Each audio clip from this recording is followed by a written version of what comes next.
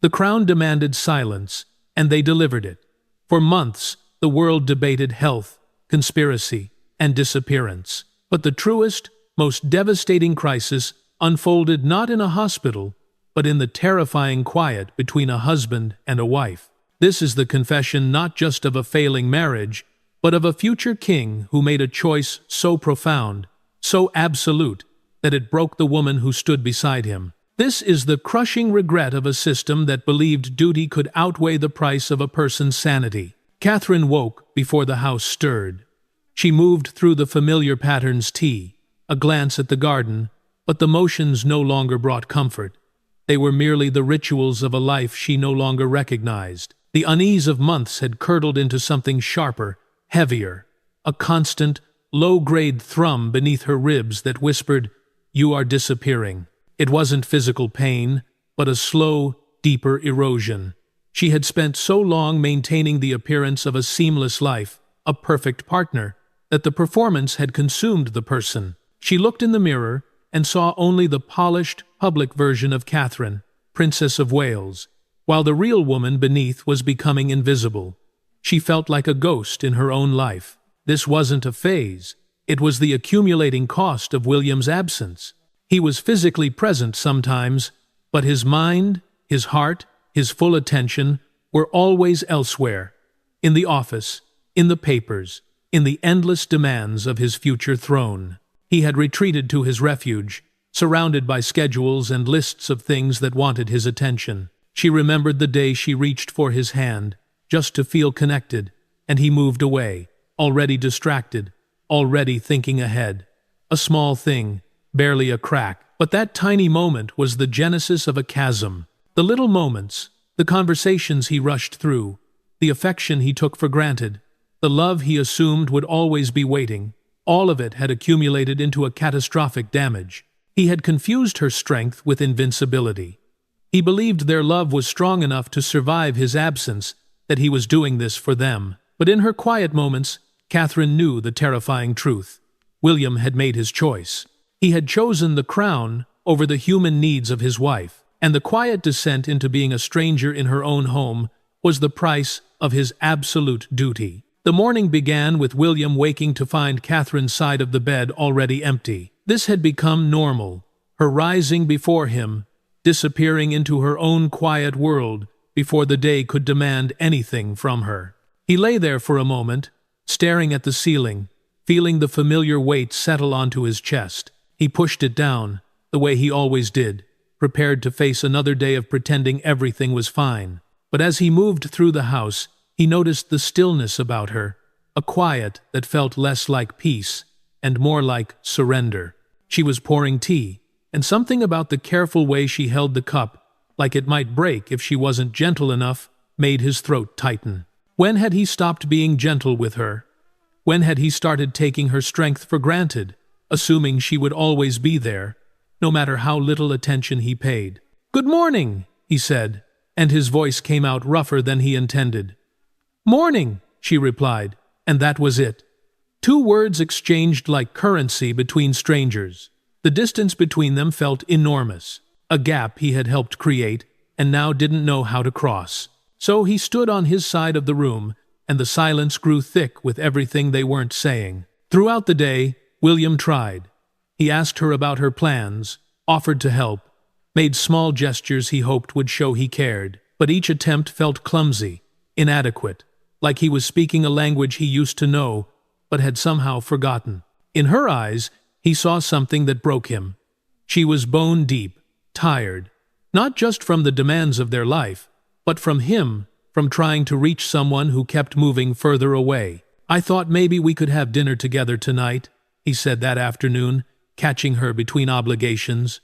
She paused, and for a second he saw hope flicker across her face, but then it faded, replaced by something that looked like defeat. "That would be nice," she said quietly, but they both knew nice was what love became when it started dying. The truth William kept avoiding crashed over him as he watched her walk away. He had done this. He had contributed to the weight she carried, had chosen duty over her so many times that she had stopped expecting anything else. This room, his refuge, where success and failure had clear markers, felt necessary. But out there, with Catherine, everything was complicated and impossible to fix with phone calls and meetings. It didn't matter, not compared to what he was losing. William thought about the early years, when responsibilities had felt manageable.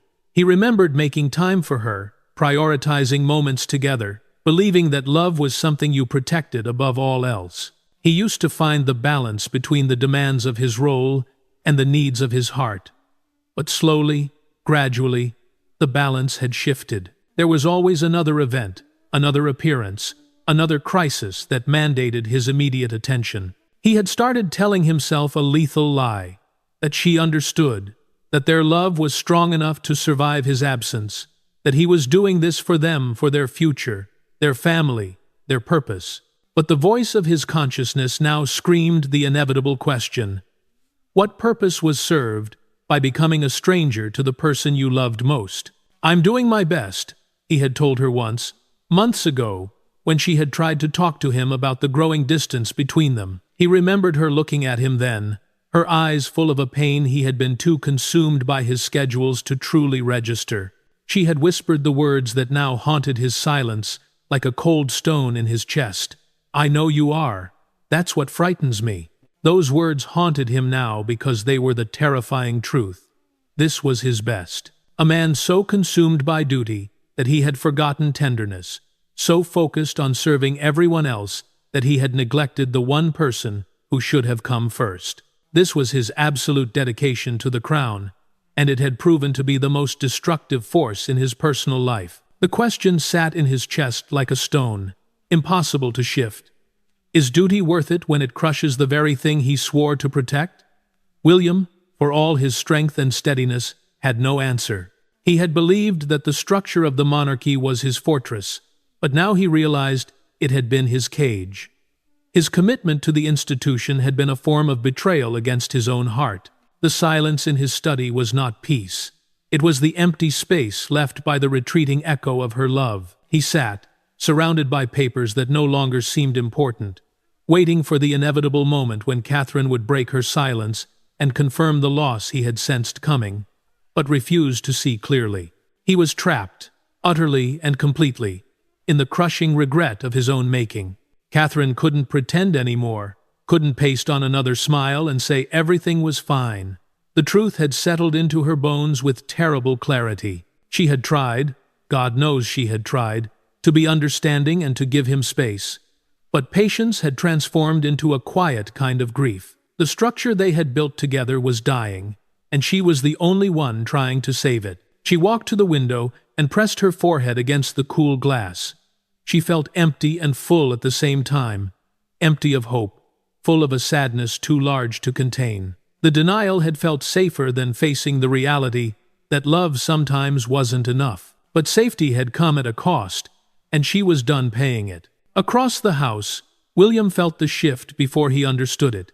He had developed a sixth sense for Catherine, but today there was a stillness about her that frightened him, a quiet that felt less like peace and more like surrender. He found her in their bedroom that evening, sitting on the edge of the bed with her hands folded. The lamp cast soft shadows across her face, and he could see she had been crying. The sight made his chest tighten, with a fear sharper than anything he had felt in years. "Catherine," he said, and her name came out like a prayer. She looked up at him, and her eyes held a finality that made his breath catch. "We need to talk," she said quietly. Those 4 words carried the weight of everything they had been avoiding. William sat down beside her, his heart hammering against his ribs.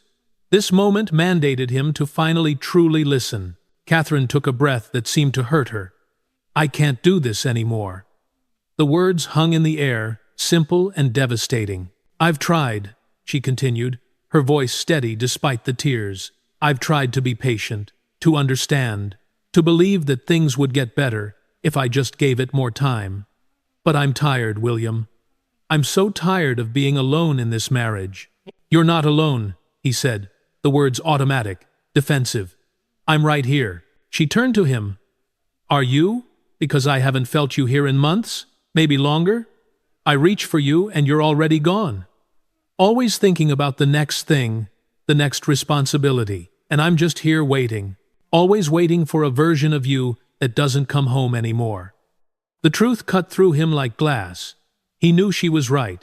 The truth in her words cut through William like glass. He opened his mouth to argue, to defend himself, to explain that he was doing his best. But the excuses died on his tongue because he knew she was right. He had been absent even while present, had given her the leftover pieces of himself while duty consumed the rest. "I love you," he said desperately. He meant it with everything in him. "I know," she whispered, "and that's what makes this so hard, because I love you too." But love isn't enough when one person is doing all the work. When one person is breaking themselves trying to hold together something, the other person keeps letting fall apart. Silence filled the room, heavy and thick. William felt panic rising in his throat. This was happening, the thing he had feared without acknowledging. The loss he had sensed coming but refused to see clearly. She was slipping away from him, and he suddenly understood that all his duties, all his responsibilities, all the things he had prioritized over her, none of it mattered if he lost this, lost her. "Tell me what to do," he said, and his voice broke. "Tell me how to fix this." Catherine looked at him with eyes that held both love and exhaustion. "I don't know if you can. I don't know if we can. I just know I can't keep living like this, like a ghost in my own life, invisible to the person who's supposed to see me most clearly." She stood up, walked to the window, wrapping her arms around herself like she was trying to hold herself together. "I've spent so long making myself smaller, quieter, easier, convincing myself that your work was more important than my needs, that I was being selfish for wanting more than scraps of your attention. But I deserve more than this. I deserve to be loved like I matter, like I'm not just another obligation on your endless list of things to manage." William felt something breaking inside him. He felt the full weight of what he had done and failed to do, crashing down around him. He had confused her strength with invincibility, her patience with permission to neglect her. "I'm sorry," he whispered, the words pathetically inadequate. "I know you are," she replied to his apology. "But sorry doesn't change anything, not unless something changes." The conversation hung between them, raw and irreversible. They had finally spoken the truth without mercy, and now they both had to live with what it revealed. Catherine woke each morning to responsibilities that demanded her presence.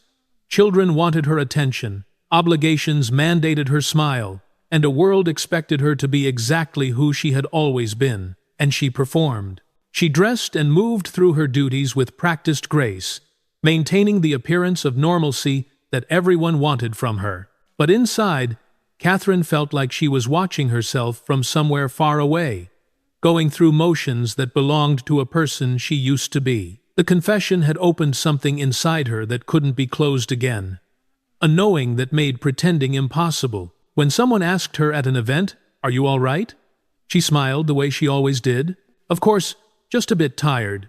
The lie tasted like ash on her tongue, but it was easier than the truth. William saw the change in her immediately. The shadows had become permanent, a sadness that lived in her eyes even when she smiled.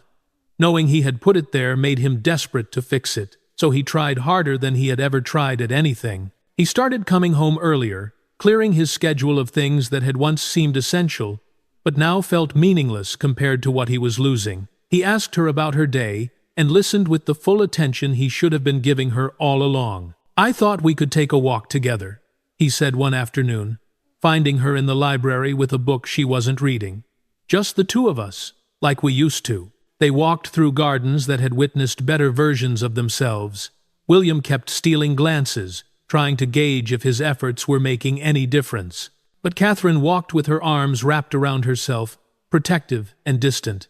He realized with growing desperation that he was trying to repair something already slipping through his fingers. Everything felt fragile now. He was afraid that nothing he did would be enough to undo the damage that had accumulated over months of neglect. The worst part was the nights. They had always shared a bed, even during difficult times, but now the bed felt enormous, a vast space that emphasized the distance they couldn't bridge. They lay on their separate sides, careful not to touch, each pretending to sleep while the silence stretched on for hours. Catherine would stare at the ceiling, counting cracks in the plaster she had never noticed before, wondering how two people could occupy the same space and feel so completely alone. She could hear William breathing beside her, could sense him lying awake just as she was, both of them trapped in the same prison of unspoken thoughts and careful distance. Sometimes she wanted to reach for him, to cross the inches that felt like miles, to seek comfort in the familiarity of his presence. But her hand never moved, held back by the fear that he would turn toward her out of duty rather than desire. Or worse, that he wouldn't turn toward her at all. William lay in the darkness, feeling the weight of her beside him, so close he could touch her, but feeling further away than when continents separated them. He thought about all the nights he had taken for granted, all the times he had fallen asleep without seeing her, without appreciating what it meant to share this space with someone who had chosen him, loved him, built a life with him. Now he was awake and aware, and desperate. But awareness had come too late. He wanted to pull her close, to whisper all the things he should have been saying for months, to promise he would be better, do better, love better. But the silence between them had grown thorns, and he didn't know how to cross it without causing more pain. So they lay there, night after endless night, two people sharing a bed, but living in separate worlds. During the day, they moved around each other with careful politeness. They discussed schedules and children with the practiced efficiency of people who had been together long enough to coordinate smoothly, even while falling apart. To anyone watching, they might have seemed fine, but in the quiet moments when duties fell away, the truth was impossible to ignore. They were close yet distant, together yet separate, holding on yet letting go. That moment arrived on a gray morning when Catherine woke up and realized she couldn't do it anymore. She had spent weeks holding the truth inside her like broken glass, cutting herself with every breath, every attempt to pretend things might somehow get better. The weight of it had become unbearable. It wasn't just the sadness of their failing marriage, but the loneliness of carrying that knowledge alone, of watching William try to fix something without understanding how deeply broken it truly was. She realized she had been protecting him, letting him believe his efforts were enough, that showing up more could repair what had been damaged beyond simple fixes. Because telling him the truth would make it real, would force them both to face consequences. She wasn't sure either of them could survive, but hiding it was killing her. The pretense had become heavier than honesty could ever be. Catherine found him in his study that afternoon, surrounded by papers that suddenly seemed so trivial compared to what she was about to do. He looked up, and something in her expression made him set down his pen immediately. "I need to tell you something," she began, her voice small. "And I need you to just listen, please." She walked to the window, needing space to deliver the blow. Outside, the world continued as if nothing was about to shatter. "I don't think our marriage can survive this," Catherine said, and the words felt like stepping off a cliff. "I don't think we can survive this." William was frozen, trying to process the devastation. "What are you saying?" he asked, his voice barely audible. "I'm saying that all your efforts, all your trying, it's too late. The damage is too deep. We've been breaking for so long that I don't think there's enough left to save." "No!" The word came out sharp, desperate. "We can fix this. I'm fixing this." "You're trying to fix something that's already broken beyond repair," she said gently. "And I let you try because I couldn't face telling you the truth. But the truth is, William, I don't know if I'm still in love with you." William staggered back like she had physically struck him, his face drained of color. He sank into a chair, his hands covering his face. The shock was written in every line of his body. This was the future he had been trying to avoid, the loss he had sensed coming, but convinced himself could be prevented. And now it was here, undeniable and devastating. "When did you decide this?" he asked through his hands. "I didn't decide," Catherine said softly. "It just became true slowly. Over all the months, we stopped being partners and started being strangers. But love isn't enough when the foundation is crumbling." 2 weeks after Catherine's confession, they sat down together one final time, not in anger or desperation, but with the quiet resignation of two people who had finally stopped running from reality. "I've been thinking," Catherine began, her voice steady despite the tears in her eyes, "about what happens next.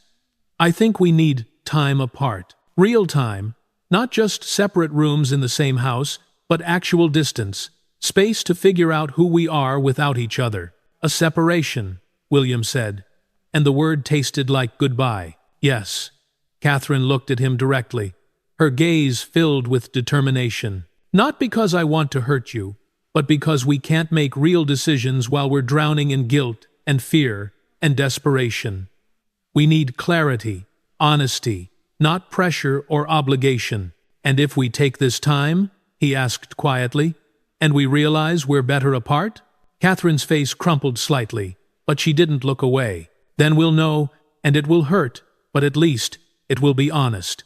And if we realize we still want this, want each other, then maybe we can build something new, not try to resurrect what passed away, but create something different, something healthier," she finished, her voice steadying. "I can't fix you, William, and you can't fix me. We have to fix ourselves." The truth of separation settled over them both. This ending, because it was an ending, even if it might someday become a new beginning, was built on honesty. Two people finally brave enough to face reality instead of hiding from it. "I'm sorry," William said. And this time, the apology carried the full weight of everything he had done and failed to do. "I know," Catherine replied. "I'm sorry, too, for waiting so long to speak up, for letting us get here before saying something." They sat in silence, two people who had loved each other and hurt each other, and now had to let each other go. Outside, the world continued. Tomorrow would come whether they were ready or not. The future stretched ahead, uncertain and terrifying, and somehow still carrying the smallest possibility of hope. But this story is not just about two hearts breaking behind palace walls. It is the story of a monarchy forced to admit it is mortal. The entire structure of the crown relies on the illusion of stability and unwavering image. When the person who holds the emotional center of that illusion, Princess Catherine, nearly breaks due to the pressure of duty, the institution itself is tested. William's crushing regret is not just personal. It is the realization that his absolute commitment to the crown has been the greatest threat to its future viability. The monarchy doesn't just manage feelings, it manages perception. The decision to separate, born of Kate's need to stop being invisible, is a public demand for humanity over institution. This is the monarchy's mortal test. Can an ancient institution adapt to the vulnerability of the very humans who are meant to symbolize its perfection? The answer, delivered in Kate's quiet, devastating confession, is a resounding no. The system failed. It drove one of its core figures to the brink, proving that the palace machine is more afraid of truth than of scandal. If the monarchy wants to survive in a world that watched Kate suffer in real time, it can't go back to pretending nothing ever breaks behind palace walls. This tragic choice forces us to ask, is the crown worth the price of a future queen's sanity?